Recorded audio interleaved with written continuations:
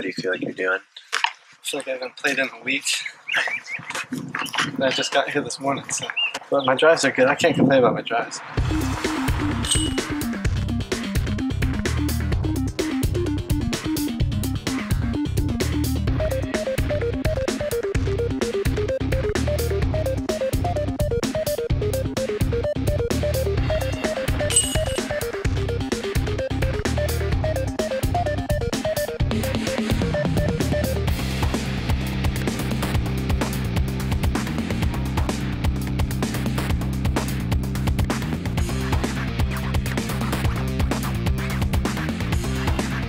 Here's my arm.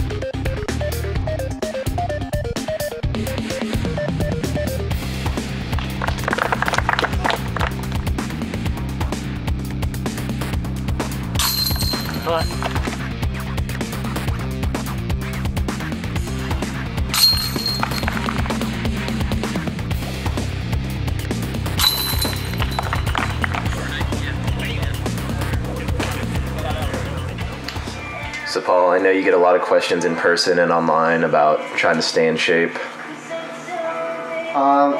Yeah, you know, I get asked a lot, like, what do you do on the road? I know you don't have a gym, you know, and things like that. But honestly, this year is the first year I'm really going to do stuff, and thanks to the help of you, you know, you've been going to the gym a lot and learning a lot. You got a workout plan that we're doing Monday through Friday, and even on the weekends, that schedule that we're trying to stick to.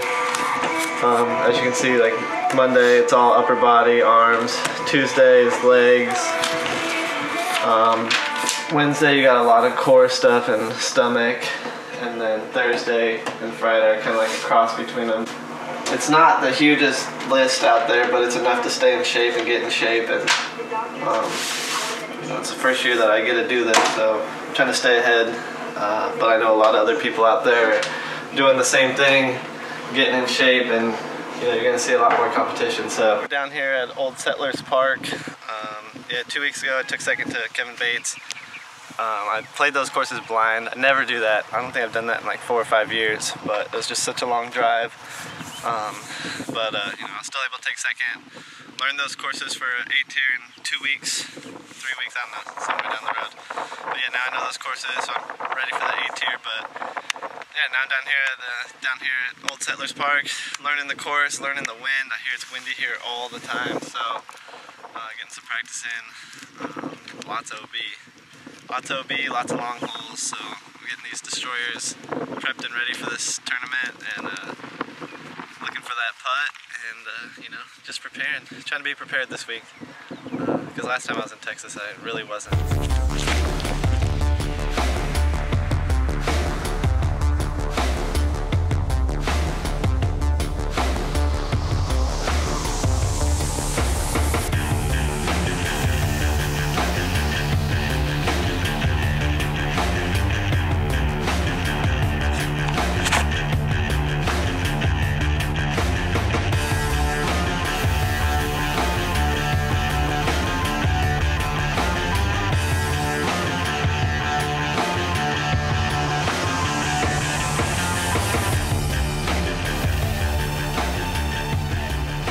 Paul, how do you feel about the current weather situation and future weather situation for this weekend? It's perfect today. Probably like 5 miles per hour. It's nice and warm, but from what I hear, it's not going to be like that this weekend. Expecting rain, which is never fun, but you know, we all got to play in it. And how do you feel? Are you comfortable with this course right now, or would you like to get some more practice in? It's really open, just a lot of like OB lines, and you know, from what I hear, it's supposed to be windy this weekend, so a lot of hyzers and stuff like that. A lot of overstable drivers. And I don't know how big of a factor putting will be. I don't know if you got to make all your putts, you just can't 3-putt. It's the biggest thing. So we'll see how the wind really affects everyone, especially with the distance on the course itself. Go. There we go. Right on the doorstep. Put it on. Oh, get in! Yeah! Oh my gosh, get that. You gotta see this reef. Alright, you got this. You got this. Come on, Paul. Get over there. Oh. Alright, come on. What you want? I'll get that out of my kitchen. Shoot. Shoot. Shoot it. Shoot it. Yeah! Let's go. Come on. Upper 90.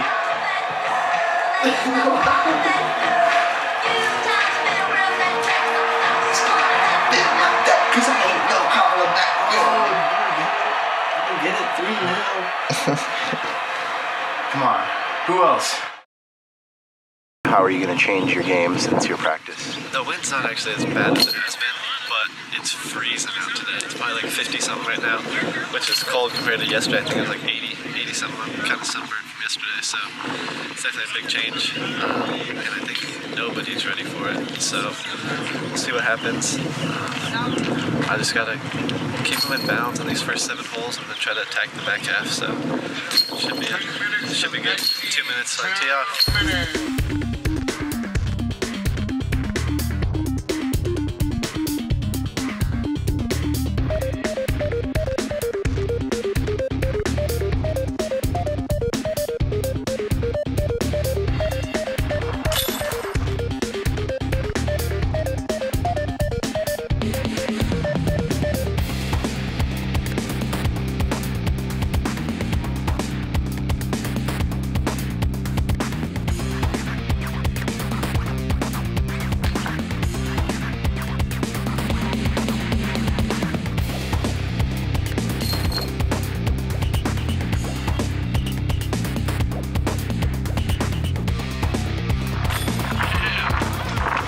Oh, it's getting pretty windy out here. Have you had to adjust any of your shots because of the wind?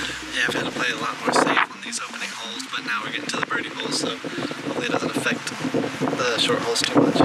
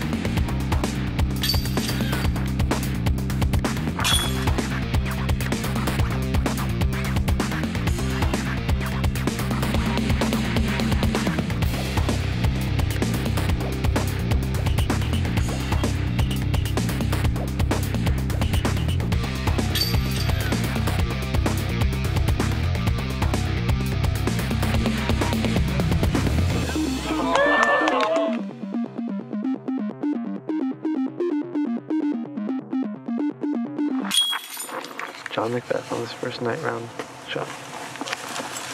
And it's off. Hit it. Wait a minute, you're a lefty? Yeah, He throws both. And it's off a house. But I've been through.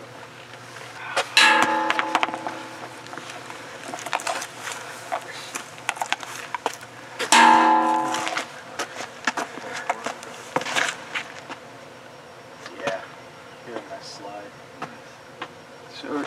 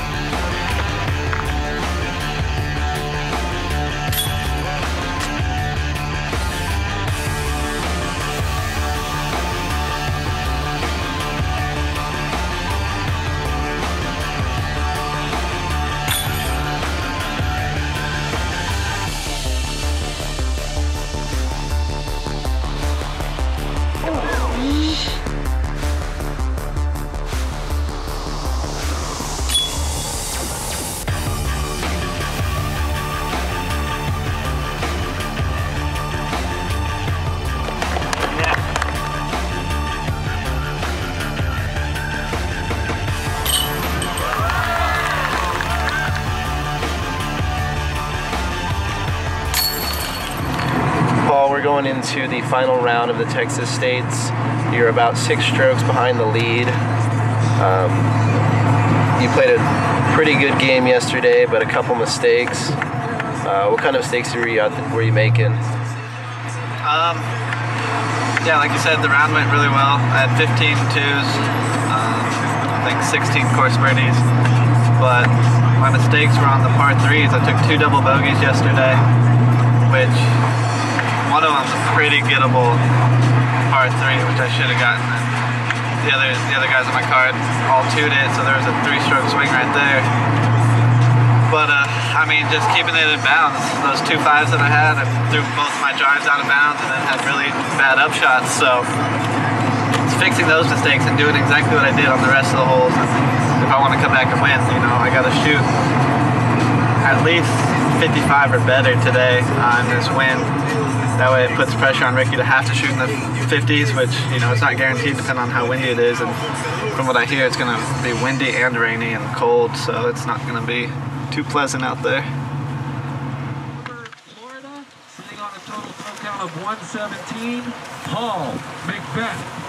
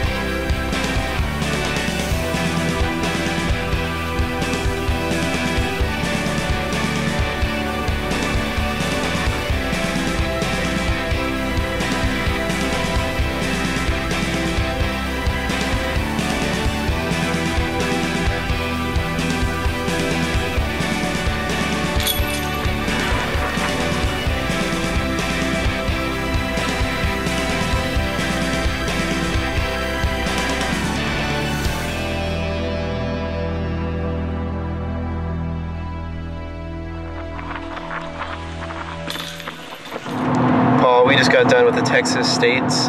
Could you give us a recap of how the tournament went?